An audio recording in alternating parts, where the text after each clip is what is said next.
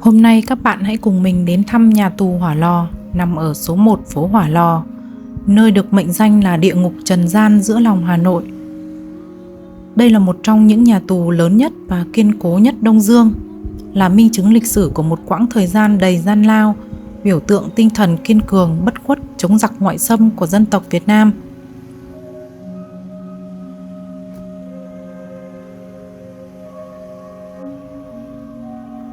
Giờ mình sẽ đi vào mua vé nha.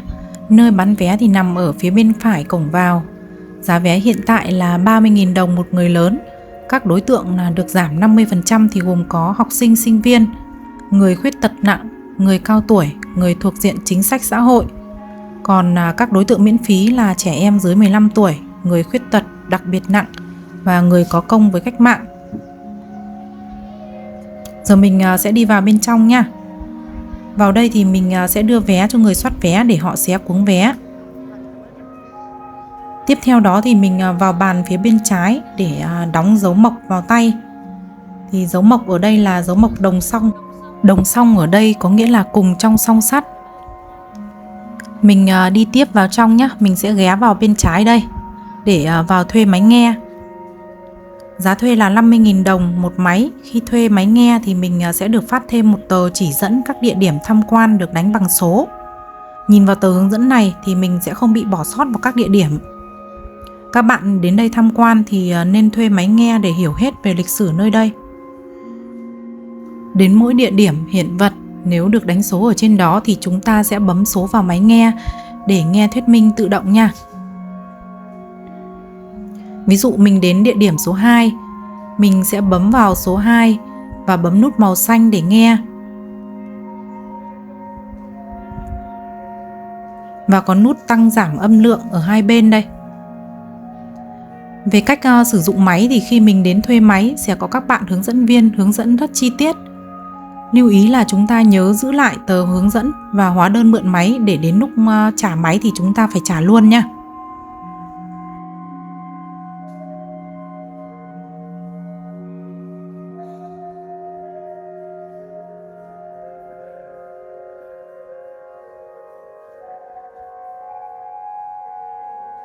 Ở đây chính là khu giới thiệu sơ qua về làng Phụ Khánh.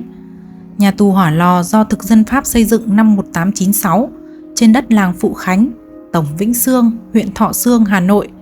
Nếu mà trong quá trình nghe mình không muốn nghe nữa thì mình sẽ nhấn vào nút màu đỏ để tắt phần đang nghe đi nha. Giờ mình sẽ rẽ phải để đi vào tham quan tiếp ở phía bên trong nha. Phía trước đây chính là khu trại giam D.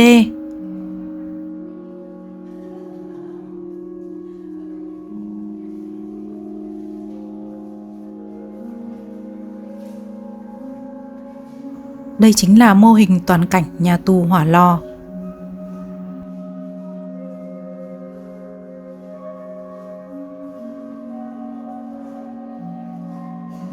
Sang phía tủ bên này chính là nơi lưu trữ các giấy tờ liên quan đến việc xây dựng nhà tù Hỏa Lò.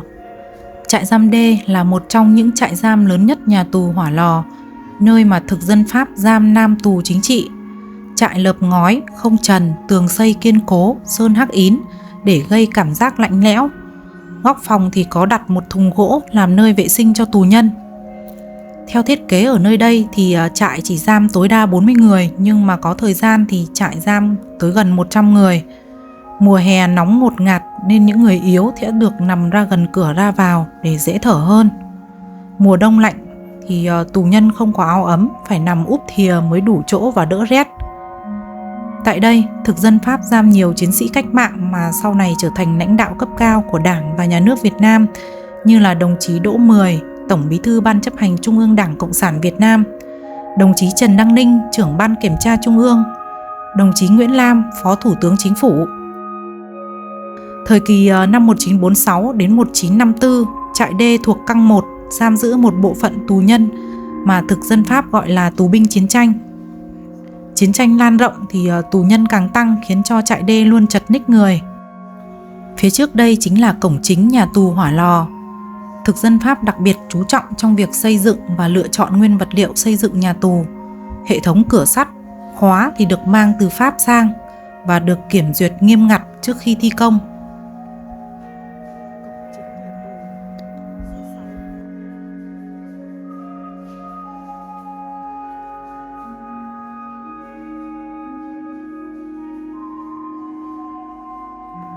Còn bên cạnh đây chính là nơi trưng bày đá mà thực dân Pháp xây dựng nhà tù Hỏa Lò năm 1896.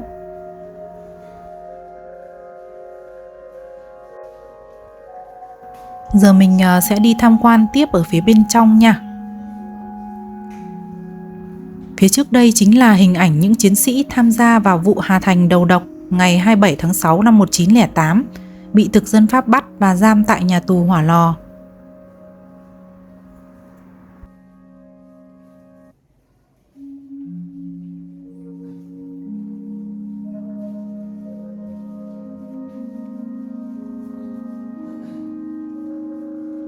Còn phía trước kia chính là hình ảnh một phiên tòa xử án lưu động của Sở Cảnh sát Hà Nội năm 1885. Còn ảnh dưới đây là những nữ dân quân tham gia khởi nghĩa Ba Đình bị thực dân Pháp bắt giam.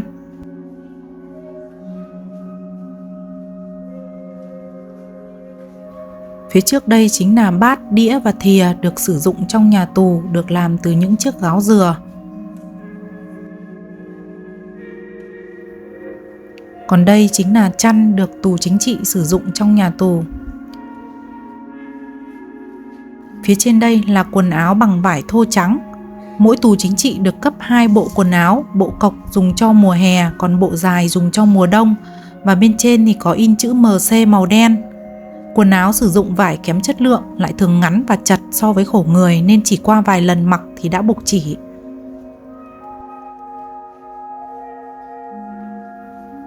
Còn phía trước đây chính là bảng kê tình hình tử vong của tù nhân nhà tù Hỏa Lò từ ngày 30 tháng 6 năm 1920 đến ngày 30 tháng 6 năm 1921.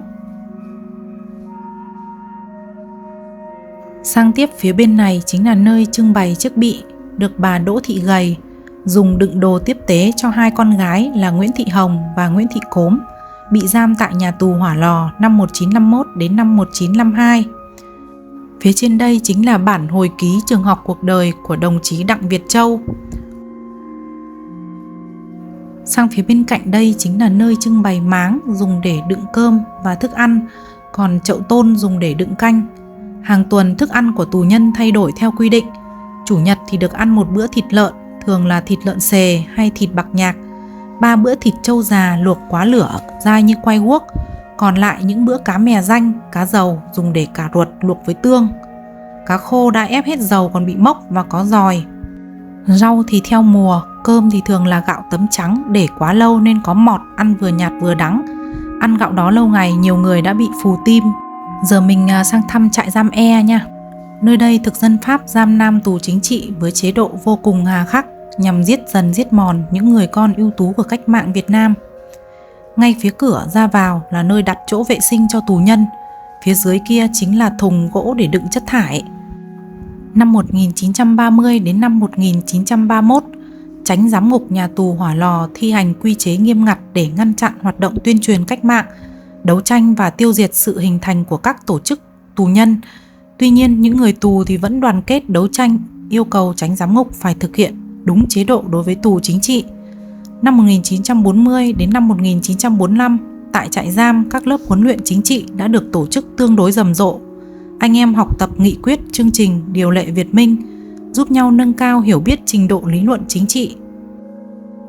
Phía trước đây chính là hình ảnh tái hiện lại cảnh các chiến sĩ bị giam cầm trong trại giam E. Thực sự khi vào đây tham quan di tích nhà tù Hỏa Lò, mình vừa nhìn hiện vật vừa được nghe thuyết minh. Mình đã không kìm được nước mắt và khóc suốt trong quá trình tham quan. Từ khi đi học thì mình đã được học về lịch sử, về sự hy sinh của ông cha, của các bà, các mẹ, hy sinh vì độc lập tự do của Tổ quốc. Nhưng mà chỉ khi có cơ hội đến thăm nhà tù Hỏa Lò thì mình mới cảm nhận hết được là thực sự ông cha ta đã chiến đấu anh dũng, kiên cường, bất khuất đến như nào.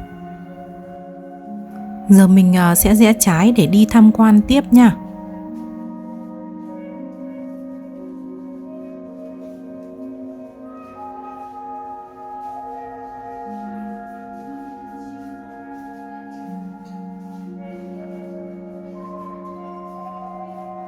Phía trước đây chính là ca chốt. Ca chốt chính là ngục tối. Ca chốt dùng để giam những người bị trừng phạt vì vi phạm quy định của nhà tù. Ca chốt của ở Hỏa Lò là địa ngục của địa ngục. Phòng giam thì chật hẹp, tối tăm. Tại đây người tù bị nhốt biệt lập, bị cùm trong đêm, phải ăn ngủ vệ sinh tại chỗ. Người tù bị giam ở ca chốt thì chỉ sau một thời gian ngắn là sẽ bị phù nề, mắt mờ, ghẻ lở đầy người do thiếu vệ sinh, ánh sáng và dưỡng khí. Năm 1932, đồng chí Trường Chinh bị phạt giam tại đây vì lãnh đạo tù chính trị tổ chức meeting kỷ niệm Ngày Quốc tế Lao động mùng 1 tháng 5. Phía trước đây chính là hình ảnh một chiến sĩ bị giam trong ngục tối.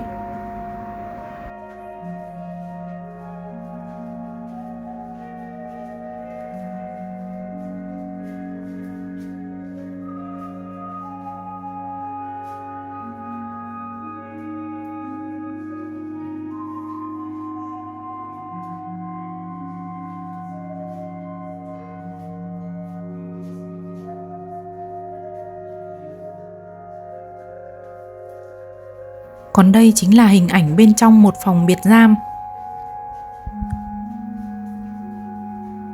Phía trước kia chính là loại cùm chân có cấu tạo gồm 2 phần, phần trên bằng sắt, phần dưới bằng gỗ. Loại cùm này được thực dân Pháp sử dụng trong các phòng giam của khu xà lim tử hình. Ở trong đây thì tường được quét hắc ín ở nửa dưới và vôi trắng ở nửa trên. Đây chính là thủ đoạn giam cầm dã man, lợi dụng sự bức xạ nhiệt của hai màu đó, làm cho mùa đông thì rất là lạnh, mùa hè lại cực kỳ nóng. Trong này không có ánh sáng, thiếu không khí, gây cảm giác như là trong nấm mồ. Chỗ nằm của tù nhân được xây đặc biệt bằng xi măng. Khi nằm thì dốc đầu xuống thấp, máu dồn lên não để trừng phạt những người tổ chức đấu tranh vượt ngục, tuyên truyền cách mạng. Sau khi tham quan xong khu ca chốt thì mình đi ra phía ngoài nha. Phía trước đây chính là cây bàng huyền thoại ở nhà tù Hỏa Lò, gắn bó thân thiết và hữu ích với nhiều thế hệ tù chính trị nhà tù Hỏa Lò. Vào thời gian được ra ngoài, khoảng sân cạnh gốc cây bàng chính là nơi tù chính trị tập trung, họ tranh thủ bàn và đề ra những biện pháp chống lại chế độ hà khắc của nhà tù. Gốc cây bàng còn là hòm thư bí mật giấu và trao đổi thông tin.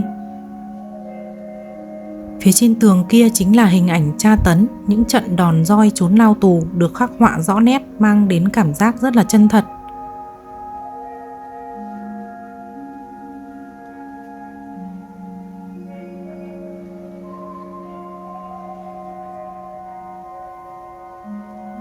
Còn phía trước kia chính là cửa cống ngầm trong sân trại tử hình. Đêm ngày 24 tháng 12 năm 1951, 16 tù chính trị bị kết án tử hình tổ chức vượt ngục Hỏa Lò từ cửa cống này. 5 người đã vượt ngục thành công và bắt liên lạc được với tổ chức, tiếp tục tham gia chiến đấu.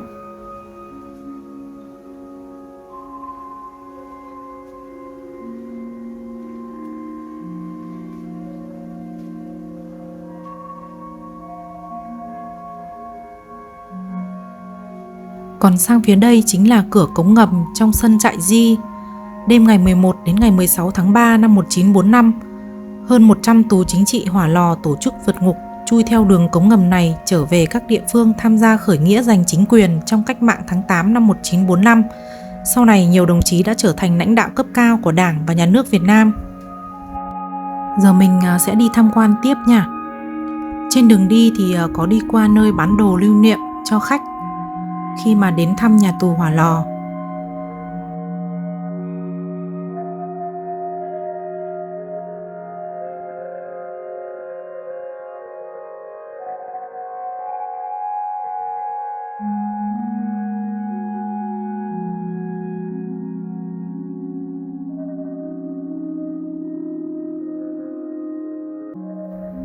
Phía bên đây chính là hình ảnh tái hiện lại cảnh tù nhân cưa song sắt cống ngầm chuẩn bị vượt ngục.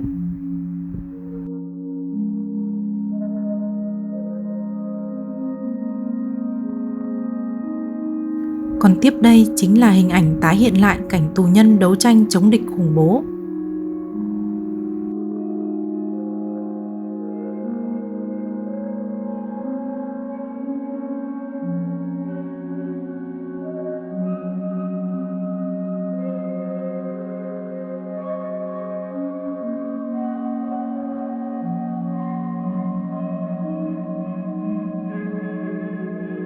Giờ mình sẽ đi tham quan tiếp trại giam nữ nha.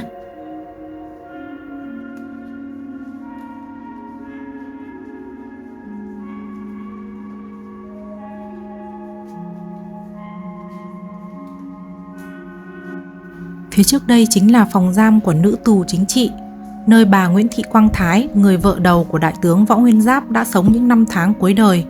Trong phòng giam còn có ảnh chụp của bà Nguyễn Thị Quang Thái và Đại tướng Võ Nguyên Giáp. Năm 1942, bà Quang Thái bị bắt và bị kết án 16 năm tù, giam cầm tại nhà tù Hỏa Lò. Trong tù, bà hết lòng chăm sóc, động viên chị em dũng cảm đấu tranh chống tra tấn, chống chế độ hà khắc của nhà tù thực dân.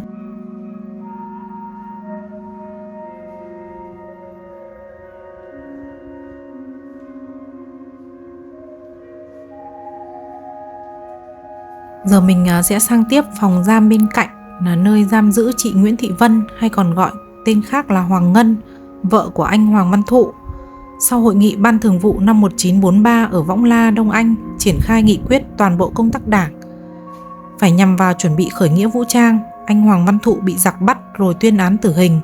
Anh lãnh đạo chi bộ nhà tù Hỏa Lò đấu tranh chống cai trị hà khắc, tổ chức học tập chính trị.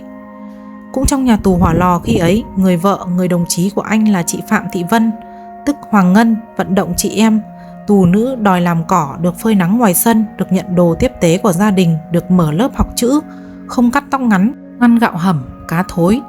Một lần em gái đưa vào cho chị một chiếc áo len, thương anh Thụ nằm trên nền xi măng giá lạnh, chị Vân đã tháo ra đan thành chiếc áo len cổ cao, giấu bọn cai ngục lúc làm cỏ ngoài sân và gửi cho anh. Vào tháng 4 năm 1944, giặc Pháp đưa anh Hoàng Văn Thụ đi xử bắn ở trường bắn Tương Mai. Chị Vân ngất xỉu, sức khỏe suy kiệt. Thương tiếc anh Thụ, chị bị thiên đầu thống khiến hai mắt mờ hẳn đi. Trước giây phút vĩnh biệt, anh Hoàng Văn Thụ đã nêu cao dũng khí bất khuất, kiên trung của người cộng sản. Anh gửi cho chị Vân một lá thư, động viên giữ gìn sức khỏe, thay anh tiếp tục cuộc đấu tranh trong tù, trả thù cho anh và vững bước trên con đường cách mạng đấu tranh giành độc lập cho nước nhà. Phía trước đây chính là buồng giam cho phạm nhân nữ có con nhỏ. Ở đây thì được nới lỏng hơn khi tù nhân không bị cùm chân để có thể chăm sóc con nhỏ.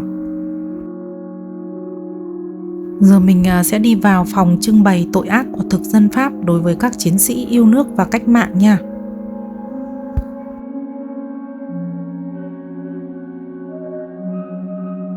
Phía trước đây chính là các dụng cụ thực dân Pháp dùng để tra tấn nữ tù chính trị tại Sở Mật thám Hà Nội, gồm có dây điện, máy quay điện, chai, gậy ba tong. Trên đây chính là chân dung một số nữ chiến sĩ yêu nước cách mạng thời kỳ 1930-1945 bị thực dân Pháp bắt giam tại nhà tù Hỏa Lò, ảnh do Mật thám Pháp chụp. Ở trong phòng giam, người đông, phòng hẹp nên bị thiếu không khí. Mùa đông cũng như mùa hè, phòng giam không đủ chỗ nằm, tù nhân nữ lau sạch nền nhà để nằm. Chị em luân phiên nhau để ai cũng có lúc được nằm chỗ thoáng. Trước đây chính là chiếc máy chém thời Trung Cổ, được thiết kế bởi hai cột trụ gỗ cao 4 mét với lưỡi dao được giữ ở trên cao bằng chốt. Phía dưới có một xà ngang khác và giá hẹp để tử tội đặt đầu vào. Phía dưới là hộc sắt để rơi đầu tử tù. Và còn bên cạnh đây chính là thùng mây đựng thi thể. Tháng 1 năm 1930, máy chém được đưa lên Yên Bái để hành quyết 13 chiến sĩ cách mạng Việt Nam, đứng đầu là Nguyễn Thái Học trong cuộc khởi nghĩa Yên Bái.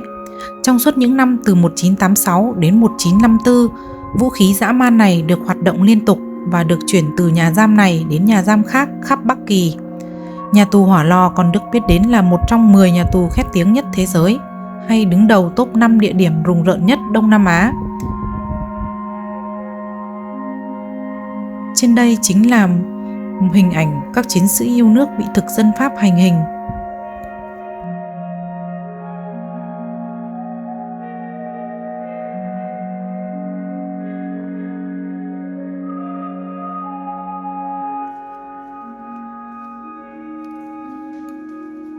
Phía trước đây chính là một số dụng cụ thực dân Pháp dùng để tra tấn tù chính trị tại Sở Mật thám Hà Nội, như ghế, thang, dây thừng, can xăng, thùng phi.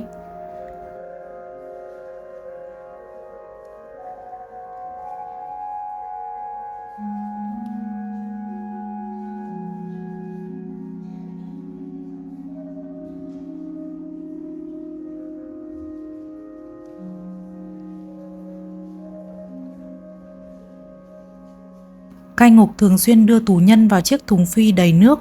Một tên dùng vồ đập mạnh từ bên ngoài khiến tù nhân sặc nước và đau tai.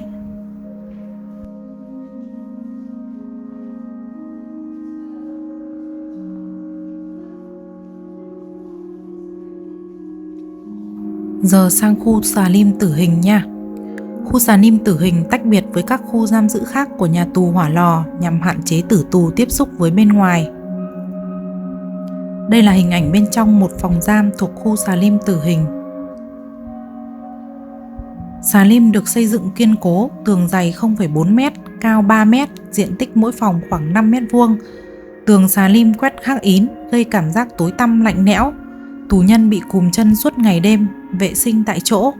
Cửa xà lim chỉ mở 2 lần trong một ngày để lính canh phát cơm nước cho tù nhân. Theo quy định, tử tù sẽ bị giam ở đây tối thiểu 10 tháng tính từ ngày bị kết án. Trong thời gian này, tù nhân có thể kháng án hoặc làm đơn xin giảm mức hình phạt. Tuy nhiên, để thủ tiêu một số tử tù, đặc biệt là những người mà thực dân Pháp cho là nguy hiểm, thì chỉ sau khi xét xử từ 2 đến 3 ngày, chúng đã bí mật đưa họ đi hành quyết. Sống trong xà lim, ranh giới mong manh giữa sự sống và cái chết, nhưng ý chí cách mạng của các chiến sĩ luôn tỏa sáng. Họ vẫn viết sách, tài liệu để tuyên truyền sáng tác những câu thơ tràn đầy tinh thần lạc quan, tiếp tục đóng góp cho sự nghiệp đấu tranh giải phóng dân tộc cho đến phút cuối. Vào trong này thì hơi tối nên là mình quay video cũng không được rõ.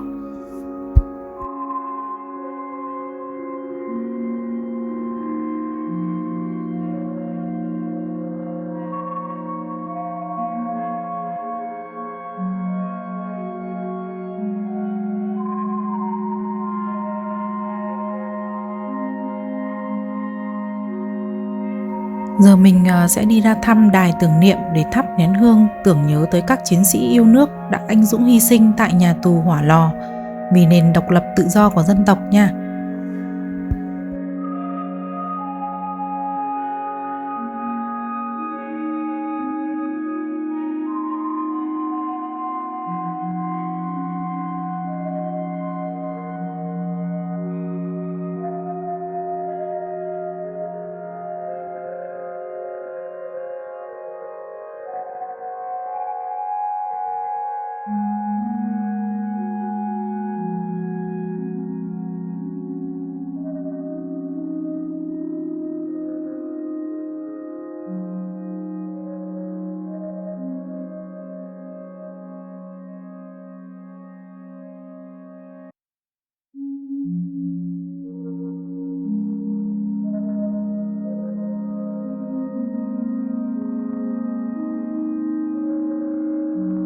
Sang khu phía bên này chính là nơi trưng bày hiện vật của phi công Mỹ bị bắt giam tại nhà tù Hỏa Lò.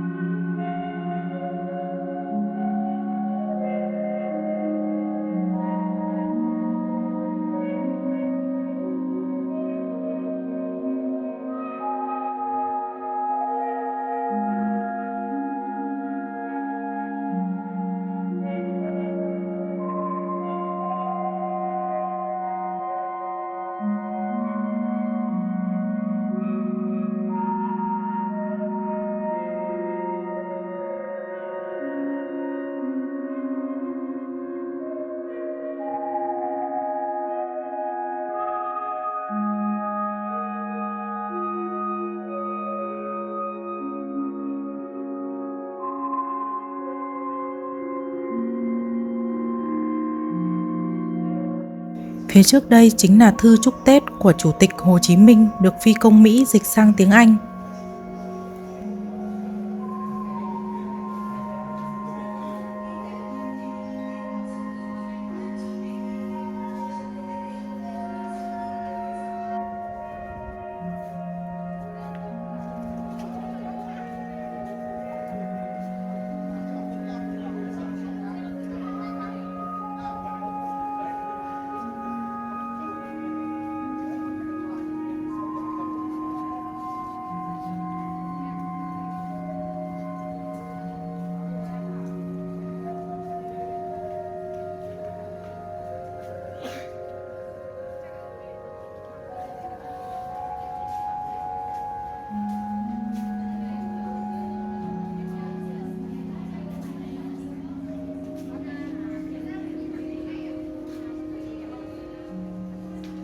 Giờ mình sẽ đi lên tham quan tiếp ở trên tầng 2 nha.